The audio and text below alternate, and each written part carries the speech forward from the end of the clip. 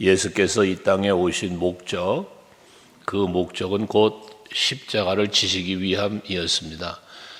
우리의 물론 구원을 위함이신데 구원의 방법이 십자가를 지시는 거였기 때문에 그것은 예수님의 이 땅에 오신 목적이죠. 그래서 그 디모데 후서 2장 3절과 4절에 보면 그리스도 예수의 좋은 병사가 될 것을 이야기하면서 나와 함께 고난을 받자라고 말씀을 하잖아요.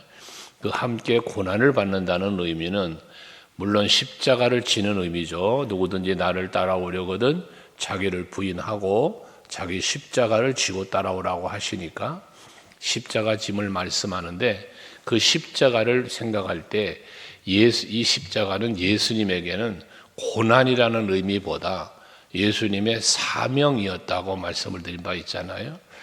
십자가는 예수님이 당한 고난이시지만 고난으로 끝난 것이 아니라 그 십자가는 사명이었다. 그래서 내 원대로 마시고 아버지 원대로 하옵소서 하시며 십자가를 지신 거잖아요.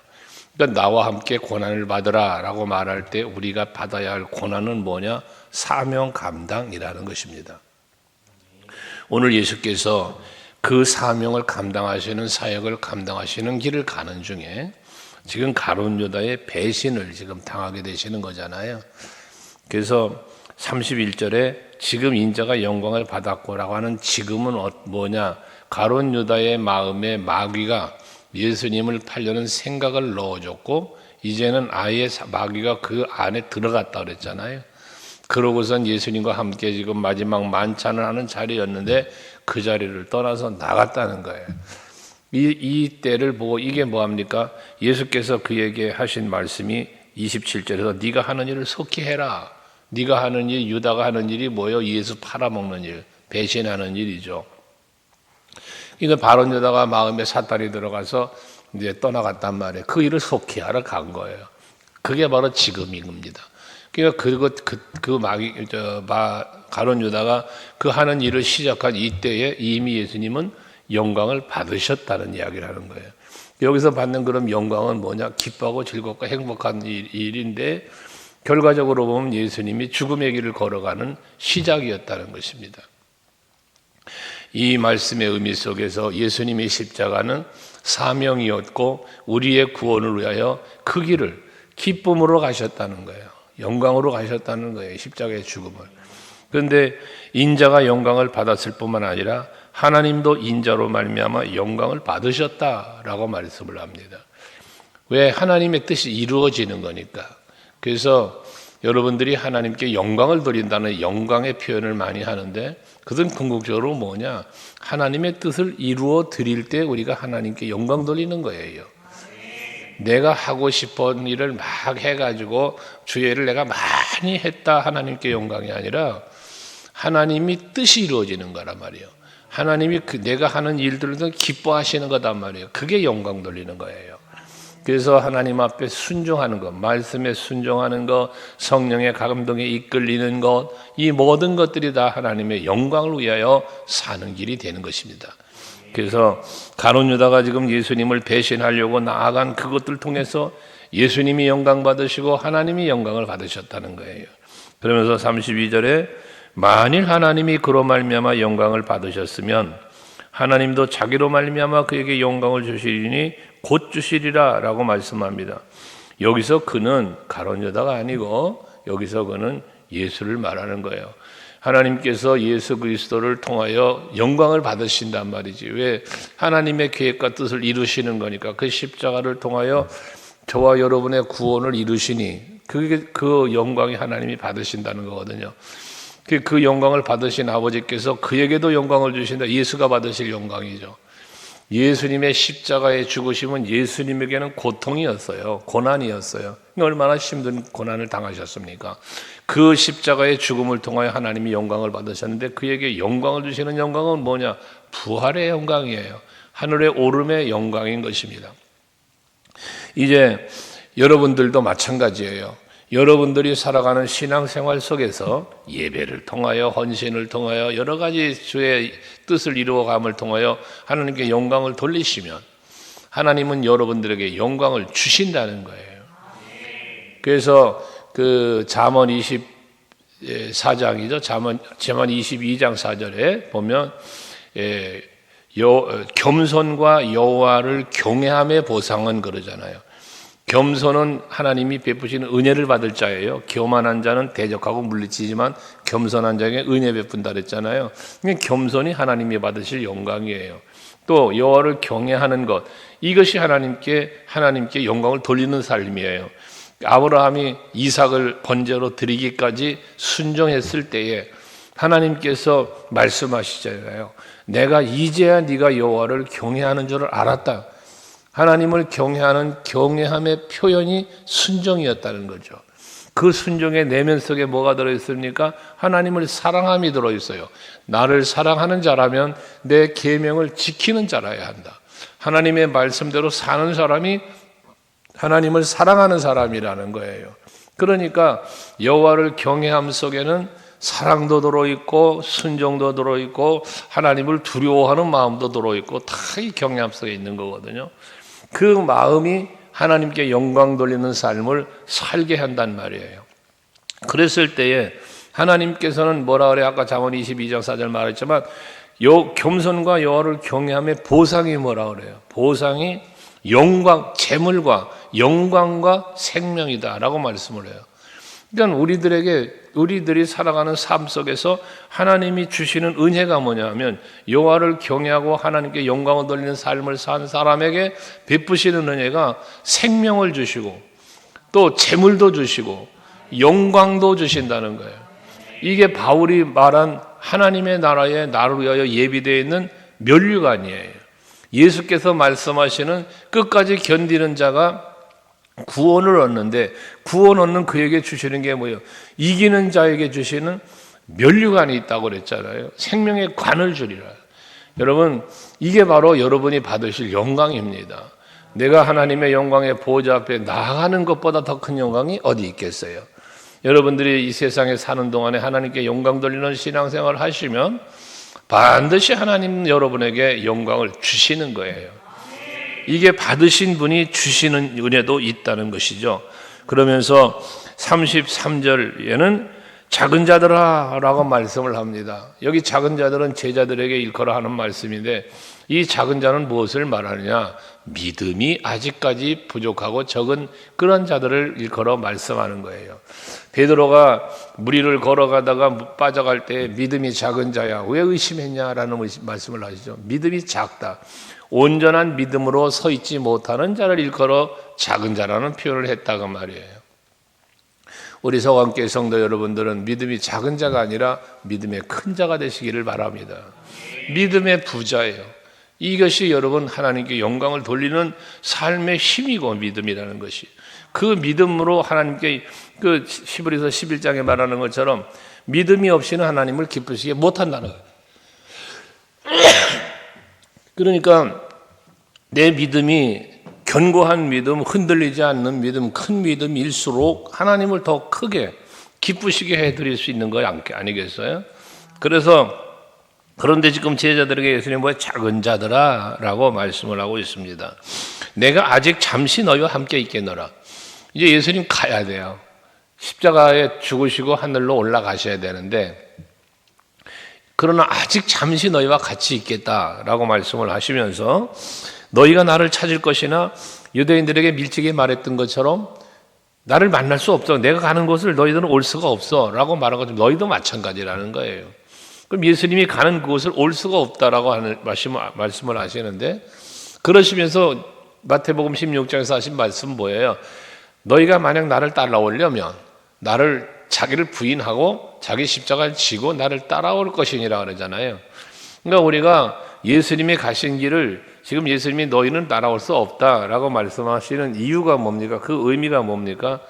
너희들이 너희를 부인하고 십자가를 지고 그래야 날 따라올 수 있어. 그러지 않고 내가 가는 길을 올 수 없어 라는 말씀이잖아요.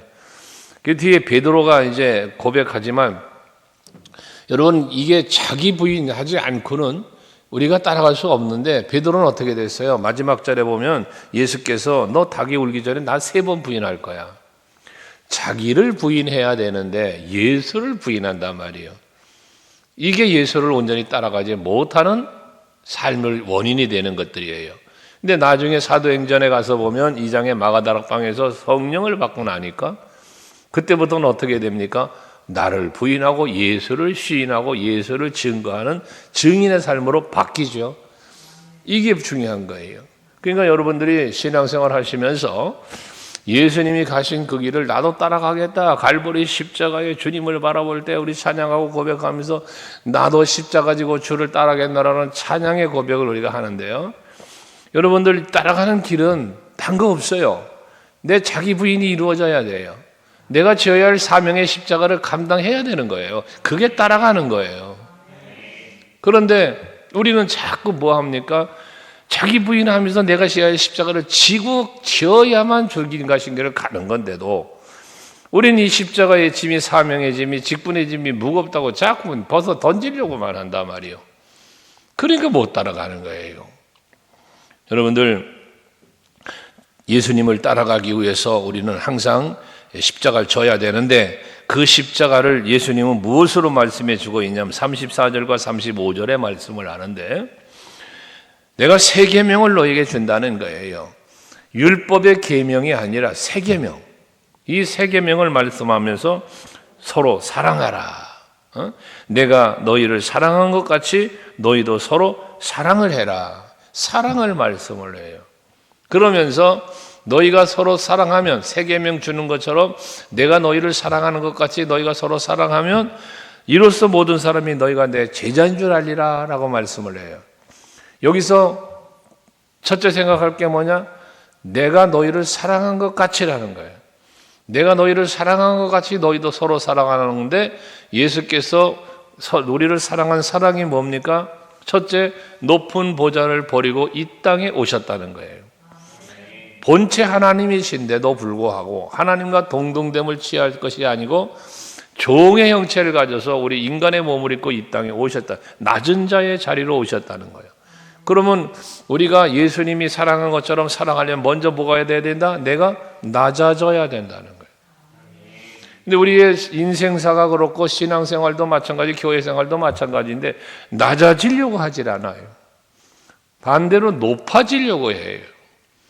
그래서 어떤 모임이 있거나 어떤 일을 할 때 내가 대장이 되고 싶고 내 마음대로 하고 싶고 내가 중심이 되고 싶은 마음이 많지, 낮은 자의 자리에서 섬기고 배려하고 용서하고 이해하고 이건 부족한 것이 성도들의 삶의 모습에도 많이 보이는 부분인 거예요. 여러분 서로 예수님이 우리를 사랑한 것처럼 서로 사랑하라는 계명을 지키려면 가장 먼저 해야 될 일이 낮아진다는 사실을 잊지 말아야 돼요. 낮아지는 거예요. 그 낮아짐 속에서 무엇이 됩니까? 자기 낮아지기 위해서 자기 권세 다 버리신 거잖아요. 하늘에 있는 영을 불러다가 여도를 멸할 수 있어요 지금.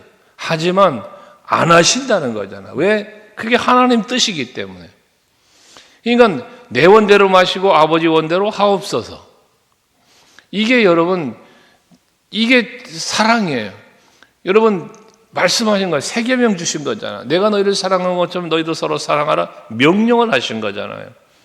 그러니까 우리가 바로 하나님이 나에게 요구하시는 거란 말이에요. 이게 그 하나님의 뜻이기 때문에 내가 예수님의 마음이기 때문에 우리가 그걸 따라가는 거예요. 이게 여러분 사랑이에요. 이게 계명이에요. 그러니까 억지로라도 사랑해야 돼. 왜? 하나님이 명령이니까. 예수님이 지신 십자가, 여러분 그게 쉽게 지신 거 아니잖아요. 자기의 모든 걸 포기하신 거잖아요. 사도 바울이 자기의 자랑거리였던 모든 것들을 다 배설물로 이긴 것처럼 여러분 우리가 버릴 것들을 버리지 못하면 예수님의 사랑 실천할 수 없습니다. 궁극적으로 마지막 십자가를 지신 거잖아요. 그 생명 다하기까지 내 영혼을 주께 맡긴다고 다 이루었다 하시면서 운명하신 거잖아요. 다 이루신 거예요. 뭘요? 하나님의 뜻을요. 이게 예수님이 우리에게 향한 사랑이었어요. 우리는 사랑하려고 하고 사랑한다고 하면서도 끝까지 사랑을 못해요. 앞에서 우리가 묵상하고 갔잖아요. 예수께서 끝까지 사랑하시니라.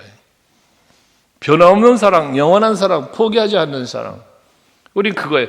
우리는 어떤 사랑을 해요? 어느 정도까지 해요. 그러다가 모든 상황이 부딪히고 뭔가 문제 터지면 더 이상 못해요. 그 이상을 못하는 거예요. 그걸 넘지 못하는 거예요. 믿음도 사랑도 그 어떠한 선을 못 넘는 거예요.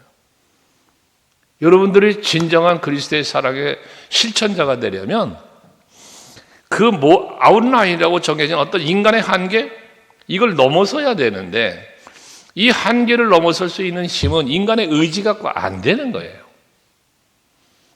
믿음의 한계였던 사랑의 한계였던 모든 것의 한계를 넘는 힘은 성령이 하시는 거예요.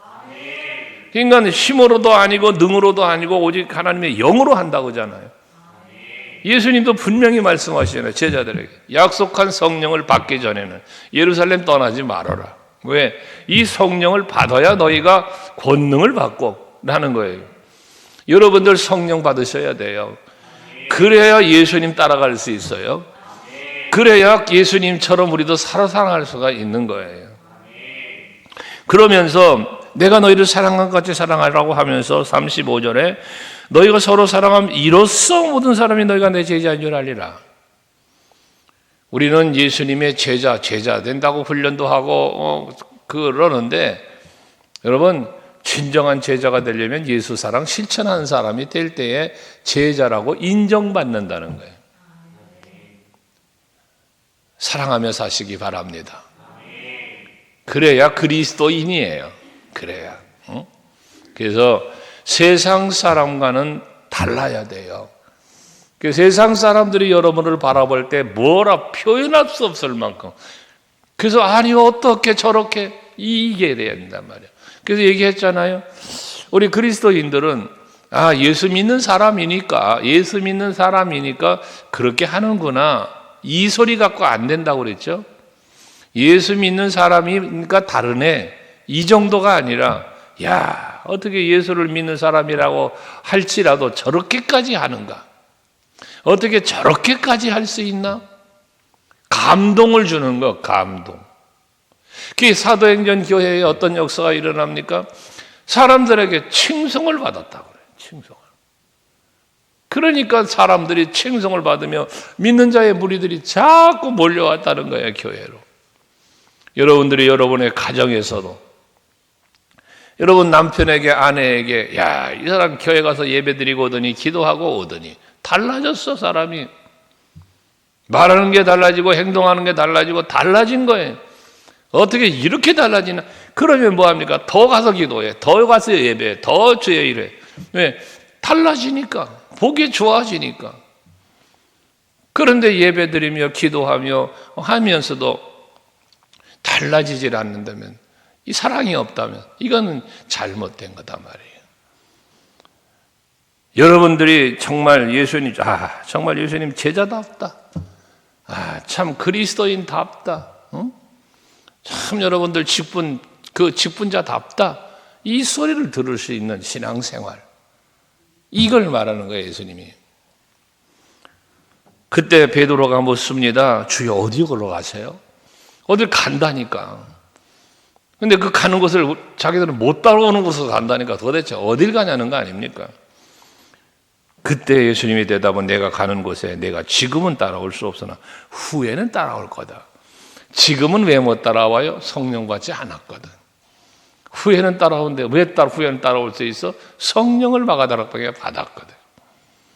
이 말씀들이 사도행전에 가서 그대로 여실히 증거로 나타나는 거잖아요. 여러분들, 우리는 지금 성령 시대에 살고 있잖아요. 그렇다면 저와 여러분은 예수님을 따라갈 수 없는 게 아니라 우리는 따라가야 되는 거예요. 그 가신 길을 나도 따라가야 되는 거예요. 따라가기 위해서 앞에 얘기했죠. 겸손해지고 낮아져야 된다는 거. 자기를 버려야 된다는 거. 그래야 따라갈 수 있다고 그랬지 않았습니까? 그랬더니 37절 베드로가 주여 내가 지금은 어찌하여 따라갈 수 없습니까? 왜 지금 못 따라가겠다는 거지. 베드로는요. 예수님 가시는 길 나 따라갈 수 있어요 하면서 뭐라고 그래? 주를 위하여 내 목숨까지도 버리겠다는 거예요. 이게 베드로의 신앙이며 열정입니다. 여러분에게 이런 마음이 있기를 원해요. 이때 베드로의 고백이 거짓말일까요? 아닙니다. 베드로의 진심입니다.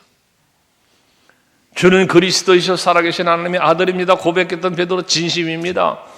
너희들이 다 나를 버릴 것이라고 예수님 다른 복음에서 예수님 얘기하는데 그때 베드로가 말하잖아요. 이 말처럼 다른 사람들이 다 버릴지언정 나는 버리지 않겠습니다. 죽을지언정 버리지 않겠습니다. 그랬던 거잖아요. 그 말이에요 이게. 그랬더니 이게 베드로의 충성이거든요. 사도 바울이 사도행전 20장 24절에서 그런 고백을 하잖아요. 나에게 주신 사명, 하나님께서 예수께서 나에게 주신 이 사명을 감당하려 하면은 내 생명조차도 귀한 것으로 여기지를 않는다고. 그 앞에 그 바울의 고백 속에는 모든 겸손과 눈물을 고백하잖아요.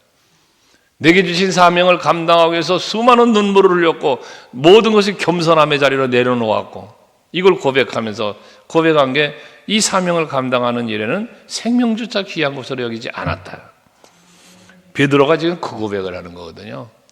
여러분들에게 이 마음이 있고 이러한 신앙으로 헌신할 수 있어야 되는 거예요. 그때 예수께서 베드로에게 말하기를 네가 나를 위하여 네 목숨을 버리겠냐? 내가 진실로 너에게 이르노니 다 굴기 전에 네가 3번 나를 부인하리라. 베드로의 충성을 다짐하는데 찬물을 기었듯이 예수께서 말씀하신 거. 네가 날 부인할 거야 라고 말씀합니다. 이것은 결과적으로 무엇을 말합니까? 베드로의 고백은 진심인 걸 알아요. 예수님도. 하지만 네 인간의 연약함을 알아요. 그 인간의 연약함을 예수님은 알아. 그래서 너는 못 따라온다는 거예요. 3번 날 부인할 거라는 거예요. 결과적으로 어떻게 됐어요? 베드로는 예수님 말씀처럼 3번 부인을 하잖아요. 무엇 때문에? 세상 권세 앞에, 세상 죽음이란 사망 권세 앞에 굴복하는 거예요. 그게.